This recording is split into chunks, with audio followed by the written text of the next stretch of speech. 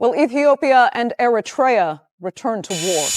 ሀገራችን ኢትዮጵያ ከመንግዜውም በላይ አብዝታ መጸለይ የሚገባት አስጨናቂ ጊዜ ላይ ተገኝታለች።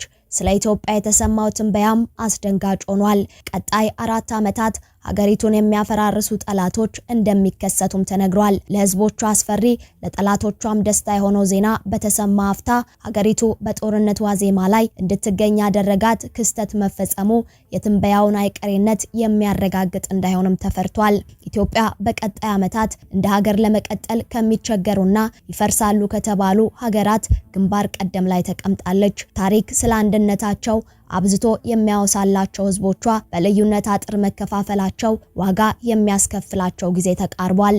ዜጎች በልቶ ማደር እንደ ሰማይ ርቋቸው ራብ ቢጠብሳቸውም ለጦርነት እንዲዘጋጁ ነጋሪት እየተጎሰመ ይገኛል። ችግርና ሰላም ማጣት ሀገሩን ጥሎ እንዲሰደድ እያስገደደው ያለው ወጣት ባህር የሚሻገርበትን ቀን እየቆጠረ በረሃ ላይ መቅረቱ እንዲያበቃ የተፈለገ አይመስልም። ከያቅጣጫው የሚሰሙ ዜናዎች አስጨናቂ መሆናቸው ሳያንስ በእንቅርት ላይ እንደሚባለው የእርስ በርሱ መታኮስ ሳያበቃ በሁለቱ ሀገራት መካከል የተደረገው የወንድማማቾች ደም አፋሳሽ ጦርነት ከህሊና መዝገብ ሳይረሳ ከታሪክ ማህደር ሳይደበዝዝ ለዳግም እልቂት እየተዘጋጁ ነው። በዚያ ኢትዮጵያ በቀጣይ 4 ዓመታት እንደ ሀገር ለመቆም የሚያስችላት አቅም ተነጥቃ ትፈርሳለች የሚለው ትንበያ ሲነገር፣ በዚህ ደግሞ የውስጥ ሰላሟን ለመመለስ ደፋ ቀና በምትለው ኢትዮጵያ ላይ ጦርነት ለመክፈት ኤርትራ ጦሯን ድንበር አሳልፋ ማስገባቷ ተሰምቷል። ከኢትዮጵያ የተላለፈው የማስጠንቀቂያ መግለጫም ጦርነቱ በማንኛውም ሰዓት ሊቀሰቀስ እንደሚችል አመላካች መሆኑ ስጋትን ፈጥሯል። በወንድማማቾች ህዝቦች መካከል በተደረገው ጦርነት ዛሬም ድረስ የሚያነቡ እናቶችን ባሳይደርቅ የእርቀ ሰላሙ ዜና ከሰው ልቦና ላይ የፈጠረው ደስታ ሳይሟጠጥ ለዳግም ሐዘን ታሪክ የማይረሳውን አሳዛኝ እልቂት ለመመዝገብ እየተፋጠኑ መሆኑ የኢትዮጵያ ትፈርሳለች ትንበያን እውን እንዳያደርገው ተፈርቷል። ኢትዮጵያ ድንበሯን ዘልቆ የገባው የኤርትራ ጦርን አስመልክቶ አስቸኳይ ደብዳቤ መጻፏም ተሰምቷል። ለመሆኑ ኢትዮጵያ በጸሎት መትጋት ህዝቦቿም ወደ ፈጣሪያቸው መጮህ የሚገባቸው ሰዓት ላይ ተገኝታለች ያስባለው ትንበያ ምንድነው? በኤርትራና ኢትዮጵያ መሃል የተፈጠረው የጦርነት ሽርጉድስ ምን ይመስላል? ኤርትራ ያደረገችው ያልተጠበቀ ተግባርና ኢትዮጵያ የሰጠችው አስቸኳይ መልስስ ምን ይላል? ሁሉንም በዝርዝር እንነግራችኋለን። ሰላም ጤና ይስጥልን ውድ የአማርያ ቲዩብ ቤተሰቦች እንደምን ቆይታችኋል? በዛሬው መሰናዶ ስለ ሀገራችን ኢትዮጵያ የተሰማውን ትንበያና በኤርትራና ኢትዮጵያ መካከል ስለተፈጠረው ውጥረት የተሰሙ አዳዲስ መረጃዎችን ወደ እናንተ እናደርሳለን። ቻናሉን ሰብስክራይብ በማድረግ ቤተሰብ እየሆናችሁ ቪዲዮውን ላይክ እና ሼር በማድረግ አብራችሁን ቆዩ።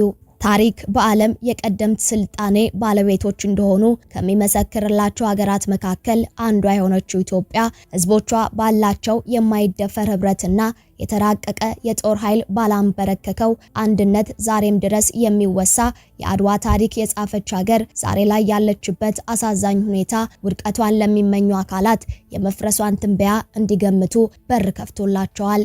ፎክስ ኒውስ በ2026 ዘገባው ላይ ይቺን በአፍሪካ ቀንድ ሰማይ ስር የ3000 ዘመን ታሪክ ያላት ሀገር ሊፈርሱ ከሚችሉ ሀገራት ዝርዝር ውስጥ በቁጥር 1 ቦታ ላይ ማስቀመጡም የበርካቶችን ልብ አስደንግጧል። የወጣው ዘገባ የግምት ትንበያ ሳይሆን በፖለቲካው በኢኮኖሚውና ዜጎቿ እያሳለፉት ያለውን በእንባና ሐዘን የታጀበ ህይወት መሰረት ያደረገ መሆኑም ተነግሯል። የጂኦፖለቲካል ሳይንቲስቶችም አጥንተናል እንዳሉት ሪፖርት በሀገሪቱ የሚሊዮኖችን አንጀት የሚያጥፍ ረሃብ ማጥላቱን ገልጸዋል።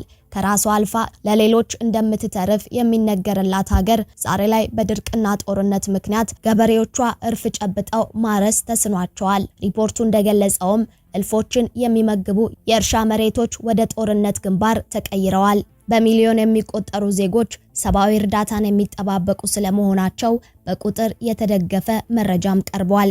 ሪፖርቱ ሌላው የመፍረስ አደጋ ተጋርጦባታል ያስባለው ምክንያት የእርስ በርስ ጦርነት መሆኑንም ገልጿል። የማይበርድ የወንድማማቾች የእርስ በርስ ጦርነት ከድንበር ተሻግሮ ሰው ልብ ላይ የሚከናወን መሆኑን የገለጠው የፎክስ ኒውስ ዘገባም ይህም ድንበርን ከሚያስጠብቀው የሰው ልጅ ልብ ላይ ሀገር ቀስ በቀስ እንድትፈርስ የሚያደርግ መከፋፈልን የሚያስከትል አደገኛ ሁኔታ መሆኑን አብራርቷል። ሀገሪቱ ላይ የተከሰተው የኢኮኖሚ ውድቀት ዜጎች ህይወታቸውን ለማስቀጠል ከባድ ውሳኔዎችን እንዲወስኑ እያስገደዳቸው መሆኑ ሀገሪቱ እንደ ሀገር እንዳትቀጥልና እንድትፈርስ ያደርጋታል ተብሎ ከተተነበዩት ምክንያቶች አንዱም ሆኗል። በተከሰተው የዋጋ ንረት ምክንያት በልቶ ማደር እንኳን እየከበደ በመምጣቱ የሀገሪቱ ዜጎች በከፍተኛ ሁኔታ በተስፋ መቁረጥ እንዲዋጡ ማድረጉን ሪፖርቱ ገልጿል። ይህም ሀገር በጥይት ብቻ ሳይሆን በኢኮኖሚ እንደምትፈርስ ማረጋገጫ መሆኑን አብራርቷል። በዚህ ሁሉ ማሳመኛ ምክንያቶች ታጅቦ የወጣው ሪፖርት በቀጣይ 3 እና 4 ዓመታት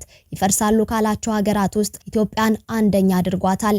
ይህ መረጃ ግን ከጀርባው እንደ ሀገር ቆማ ማየት የማይሹ አካላት እጅ ሊኖርበት እንደሚችል እየተነገረ ባለበት በኤርትራና ኢትዮጵያ መካከል የጦርነት ድግስ መጀመሩ ተሰምቷል። በሁለቱ ሀገራት መካከል ያለው ጦርነት የማይሽር ጠባሳ ጥሎ ማለፉ ታሪክ የማይረሳ ሆኖ ሳለ ለአዲስ እልቂት መዘጋጀት መጀመራቸው አስጊ ሆኗል። ከጦርነት የሚገኝ ጥቅም የሚታፈስ ደስታም እንደሌለ ቢታወቅም የመሪዎች ልብ ግን ከሰላም ይልቅ ለመሳሪያ ድምጽ እያደላ ምድር የሰው ደም መቀበሏን ቀጥላለች።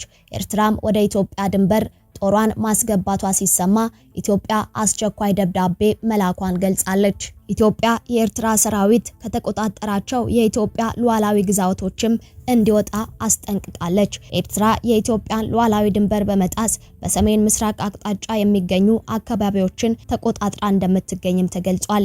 የኢትዮጵያ መንግስት በተደጋጋሚ የኤርትራ ጦር ከግዛቱ ለቆ እንዲወጣ መጠየቁን አስታውሶ ይህ ጥያቄ ተቀባይነት የሚያገኝ ከሆነ የባህር አገልግሎት ጉዳዮችንና በአሰብ ወደብ በኩል የባህር መዳረሻችን ጉዳይ ጨምሮ ሁሉንም የጋራ ጥቅም ጉዳዮችን ለመፍታት በቅልቦና በድርድር ለመሳተፍ ፈቃደኛ መሆኑን አመላክቷል። የኤርትራ ሰራዊት ለረጅም ጊዜ የኢትዮጵያ ሉዓላዊ ግዛት በመጣስ በሰሜን ምስራቅ አቅጣጫ ተቆጣጥሮ እንደሚገኝም ተጠቅሷል። በአዋሳኝ አካባቢዎች የኤርትራ መንግስት በስም ላልተጠቀሱ የተለያዩ ታጣቂ ቡድኖች ቀጥታ የቁሳቁስ ድጋፍና እርዳታ እንደሚያቀርብ በመጥቀስም ወንጅሏል። የታጣቂ ቡድኖቹን በስም በይፋ በደብዳቤ ላይ ባይጠቅስም ከዚህ ቀደም የኢትዮጵያ መንግስት ኤርትራ ለህዋትና ለፋኖ ታጣቂዎች ድጋፍ ያደርጋል ሲል መወንጀሉ ይታወሳል። ኢትዮጵያ በደብዳቤው ላይ ለኤርትራ መንግስት በሉዓላዊነትና በድንበር ላይ ከሚፈጸም ጥሰት በተደጋጋሚ እንዲታቀብ ቢጠየቅም ጥረቱ ተሰሚነት አለማግኘቱ ተብራርቷል። ባለፉት ጥቂት ቀናት ድንበር አካባቢ የታዩ ለውጦች የኤርትራ መንግስት ተጨማሪ የጥፋት መንገድ መምረጡን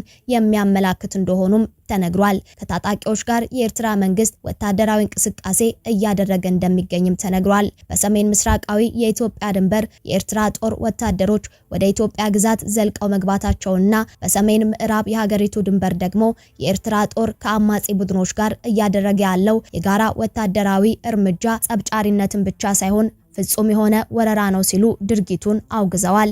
ይህን ተቀባይነት የሌለውን ሁኔታ ለማቆምም የኤርትራ መንግስት ወታደሮቹን ከኢትዮጵያ ግዛት በአስቸኳይ እንዲያስወጣና ከአማጺ ቡድኖች ጋር ያለውን ትብብር እንዲያቆም በይፋ ጠይቋል። የሁለቱን ሀገራት የጋራ ብሔራዊ ጥቅምን ባስከበረ መልኩ በላቀ የመከባበር ስሜት ለመመካከር ዝግጁ ነን ያለ ሲሆን አሁን በኤርትራ በኩል የተከፈተው ትንኮሳ ግን በምንም መመዘኛ ተቀባይነት የሌለው ነው ሲል ገልጿል።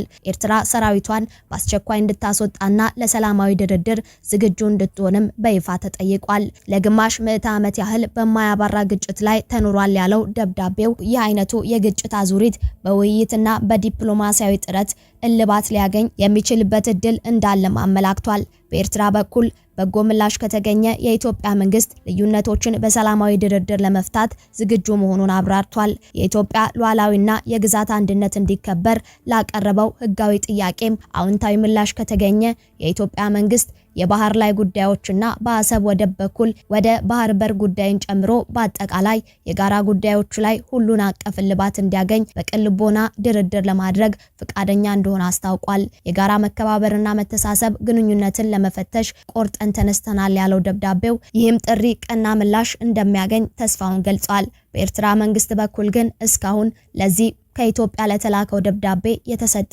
ይፋዊ ምላሽ የለም። ኢትዮጵያ በዘመኗ ሁሉ ካሳለፈችው ነገሮች ተደራራቢ ነገሮች የመጡባት የጭንቅ ጊዜ ላይ መገኘቷ የሚታይና የሚሰማ በህዝቦቿ ህይወትም እየተኖረ ያለ እውነት ነው። በመሆኑም አብዝተን መጸለይ፣ ወደ ፈጣሪ መንበርከክ የሚገባን ሰዓት ላይም ተገኝተናል። ጠላት ትፈርሳለች ስላለ የምትፈርስ ሀገር ባትሆንም ነገር ግን ከአንድነት ይልቅ ለመከፋፈል የምንረታ ከሰላም ይልቅ ለጦርነት የምንሽቀዳደም ከሆነ ግን አስፈሪ ጊዜ ሊሆን እንደሚችል የማይካድ ሀቅ ነው።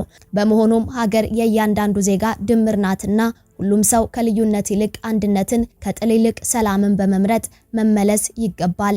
የመሪዎችንም ልቦና ፈጣሪ አምላክ እንዲመልስ ለፍቅር የተሸነፈ ልቦና እንዲሰጣቸው መጸለይ ያስፈልጋል። ስለዚህም ስለ ሀገራችን ሰላም፣ ስለ ህዝባችንም አንድነት ወደ ፈጣሪ እንጸልይ ያልን የዛሬውን መሰናዶ አበቃን። ውድ የአማርያ ቲዩብ ቤተሰቦች አብራችሁን ስለቆያችሁ ከልብ እናመሰግናለን። ዳግም በሌሎች ወቅታዊ መሰናዶች እስክንገናኝ በያላችሁበት ሰላም